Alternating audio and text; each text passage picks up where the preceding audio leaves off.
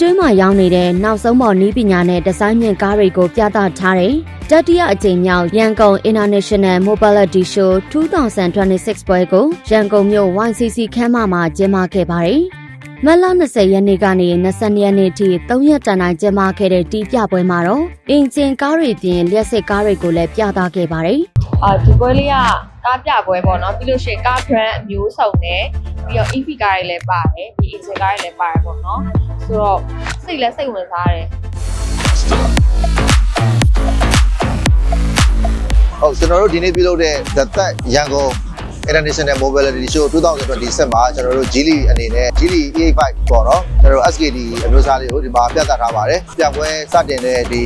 20ရက်နေ့မှာကျွန်တော်တို့ဒီကားလေးကိုမိတ်ဆက်ခဲ့ပါတယ်ခင်ဗျဒီမြန်မာနိုင်ငံမှာပဲကျွန်တော်တို့ local assembly နဲ့ထုတ်လုပ်တဲ့အတွက်ရန်ကုန်လိုင်စင်ရမယ်ပြီးလို့ရှိရင်ကျွန်တော်တို့ဒီ after sales service နဲ့ပတ်သက်ပြီးတော့ကျွန်တော်တို့စပယ်ပတ်တွေပေါ့နော်စုံလင်စွာရရှိနိုင်မှာဖြစ်ပါတယ်ဗျ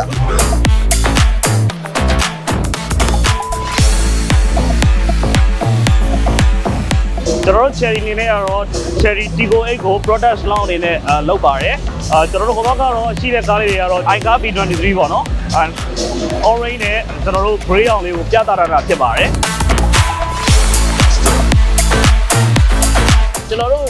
SW1 မြန်မာကနေမှာဒီနေ့ SW1 G01F ကားနှစ်စီးကိုပြသထားပါတယ်နောက်ထပ်လည်းကျွန်တော်တို့ G01 Pro market ထဲကိုရောက်ရှိလာမှာဖြစ်ပါတယ်